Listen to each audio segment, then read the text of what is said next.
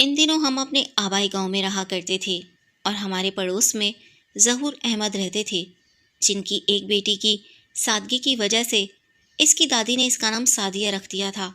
وہ میری class fellow تھی۔ اس کو اپنی خوبصورتی پر بڑا ناز تھا۔ وہ کسی کو خاطر میں نہیں لاتی تھی۔ اس کا یہ غرور کسی کو نہیں بھاتا تھا، مگر اس کو احساس بھی نہ تھا کہ وہ کتنی مغرور ہو گئی ہے۔ وہ 4 بہنیں تھیں۔ باجی کی شادی ہو گئی تھی اور اب سعدیہ کا ہی نمبر تھا۔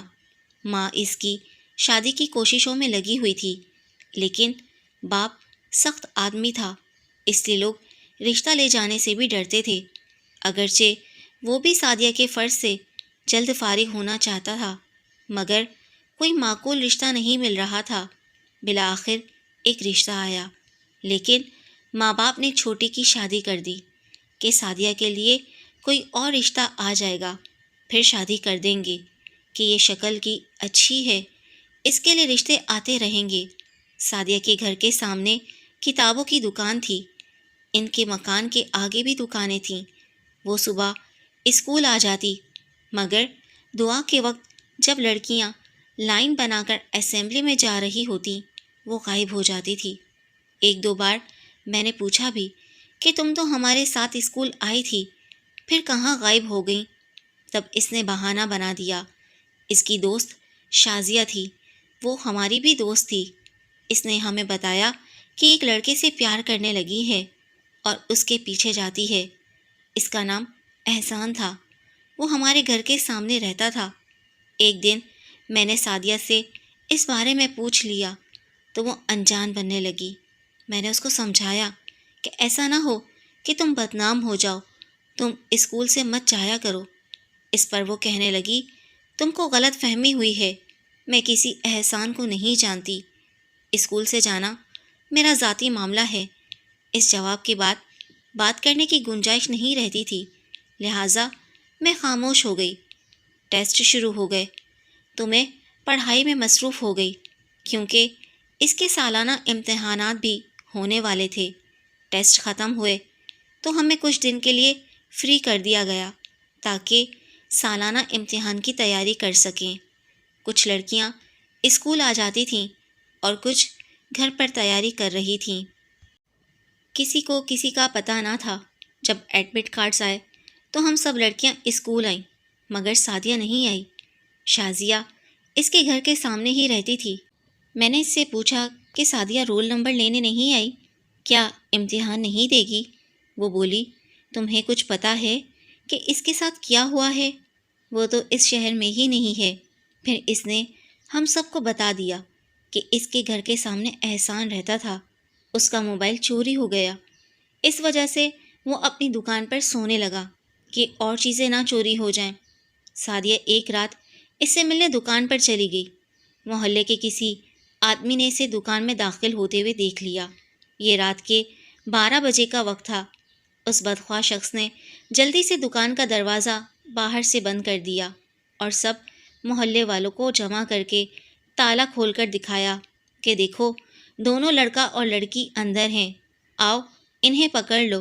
کچھ لوگوں نے کہا کہ ان کو پولیس کے حوالے کر دینا چاہیے، مگر کچھ لوگ ان دونوں کے گھرانوں کو اچھی طرح جانتے تھے، لہٰذا انہوں نے بات پولیس تک نہ جانے دی کہ بدنام کرنے سے کیا فائدہ، یہ برے ہیں تو کیا ہوا، شریفوں کی اولاد ہیں، ان بیچاروں کو رسوا کرنے سے بات بہت بڑھ جائے گی۔ لوگ سعدیہ کے باپ کو بلا لائے، وہ بیچارہ تو شرم کے مارے منہ نہ اٹھا سکتا تھا۔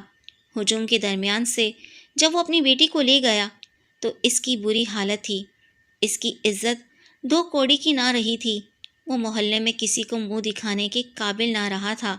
مجمع میں زیادہ تر تماشا بین تھے، مگر کچھ لوگ درد مند دل بھی رکھتے تھے۔ وہ لڑکی کے باپ کے ساتھ گھر تک آئے اور جب باپ نے لڑکی کو مارنے کی کوشش کی تو انہوں نے درمیان میں پڑھ کر بیچ بچاؤ کرا دیا۔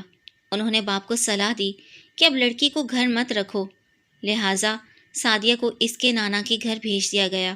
ہم نے میٹرک کے پیپرز دیے تو سکون ملا۔ ایک دن میں اور امی پڑوسن کے گھر گئے تو پتہ چلا کہ سعدیہ اپنے نانا کے گھر سے بھی چلی گئی تھی اور اب وہاں کے دارالامان میں ہے۔ دارالامان والوں نے اس کے والدین سے رابطہ کیا، مگر گھر والوں نے کہہ دیا کہ اس کو اپنے پاس رکھیں، ہمارا اس لڑکی سے اب کوئی واسطہ نہیں ہے۔ سعدیہ دارالامان میں خدا جانے کس حال میں تھی۔ جب سے محلے میں یہ واقعہ ہوا، کافی لڑکیوں کے والدین ڈر گئے اور ان کے معاملے میں پہلے سے زیادہ محتاط ہو گئے۔ خود میری والدہ جو پہلے ہمیں سہیلیوں کے گھر جانے سے نہیں روکتی تھیں، اب کہیں آنے جانے نہیں دیتی تھیں، کیونکہ بیٹی زمانہ خراب ہے، تم نے دیکھا نہیں سعدیہ کا کیا حال ہوا ہے۔ گھر میں رہو گی تو محفوظ رہو گی، باہر گھومنے پھرنے سے لڑکیوں کا گھروں میں رہنا زیادہ اچھا ہے۔ بھلا ہو سعدیہ تیرا کہ ہمیں تو بالکل قید ناگہانی ہو گئی۔ خیر، وقت گزرتا گیا، ہم نے تعلیم مکمل کر لی، ہم بہنوں کی شادیاں ہو گئیں۔ میرے میاں ہوائی کمپنی میں تھے، اچھی زندگی گزر رہی تھی۔ کبھی کبھی میں سوچتی تھی کہ جانے سعدیہ کا کیا ہوا، دارالامان میں کب تک رہی، اب بھی وہاں ہے یا قدرت نے اس کے لیے کوئی اچھا فیصلہ کر دیا ہے۔ اپنی زندگی کے کچھ فیصلے انسان خود کرتا ہے تو کچھ اللہ تعالیٰ نے اپنے اختیار میں رکھے ہیں، اور اللہ کے فیصلے تو بہترین ہوتے ہیں، وہ بندوں کی بہتری ہی کے لیے ہوتے ہیں۔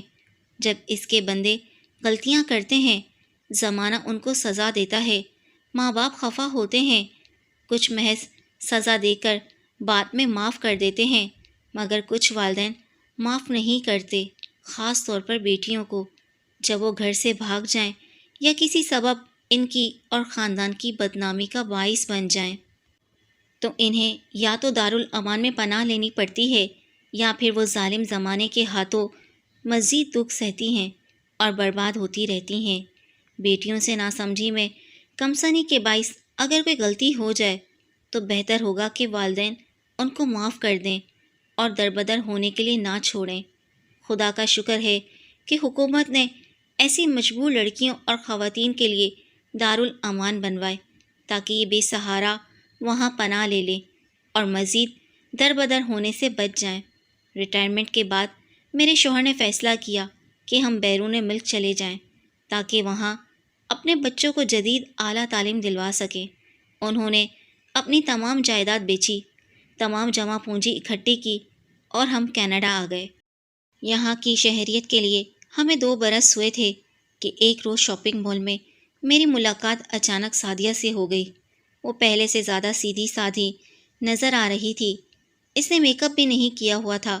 میں نے اسے فوراً پہچان لیا، وہ تو واقعی اپنے نام کی طرح سادہ تھی۔ اتنا وقت گزرنے کے بعد کبھی واقعی اپنے نام کی نسبت سے سعدیہ ہی تھی۔ ہم دونوں آگے بڑھیں اور گرم جوشی سے ایک دوسرے سے ملیں۔ میں نے پوچھا، تم یہاں؟ ہم نے سنا تھا کہ تم دارالامان میں ہو، تمہارا تو کوئی پتہ ہی نہ رہا۔ وہ بولی، یہ سب اللہ کا کرم ہے، ابا جان نے مجھے قبول کرنے سے انکار کر دیا تو دارالامان کے سوا کہیں پناہ کا در نظر نہ آیا۔ کافی عرصہ وہاں رہی۔ ایک روز ادارے کے نگران آفیسر نے کہا کہ ہم نے تمہارا عرصے تک مشاہدہ کیا ہے، تم بہت اچھی اور نیک چلن لڑکی ہو، ہم چاہتے ہیں کہ تمہاری شادی کروا دیں، اگر تم راضی ہو تو۔ آخر کب تک یہاں رہو گی؟ اس وقت ایک رشتہ میرے پاس موجود ہے، تمہاری زندگی بن جائے گی۔ وقت تیزی سے گزر رہا ہے، شادی کی عمر نکل جائے تو پھر باقی زندگی تنہا گزارنا مشکل ہو جاتا ہے۔ میں نے کچھ دیر سوچا۔ الوی صاحب ایک نہایت شریف اور اعلیٰ کردار آفیسر تھے، مجھے ان پر اعتبار تھا، ایک باپ کی طرح انہیں درجہ دیا ہوا تھا۔ میں نے فیصلہ ان پر چھوڑ دیا۔ انہوں نے اپنے ایک دوست کے بیٹے وقار سے میری شادی کروا دی جو کینیڈین نیشنل تھے۔ اس طرح میں یہاں آ گئی اور اب سکون کی اچھی زندگی بسر کر رہی ہوں۔ والدین نے معاف نہ کیا، لیکن اللہ تعالیٰ غفور الرحیم ہے، اس نے میرے لیے اچھا فیصلہ کیا۔ میں یہاں خاوند کے ساتھ خوش اور مطمئن ہوں، بے شک اللہ غفور الرحیم ہے۔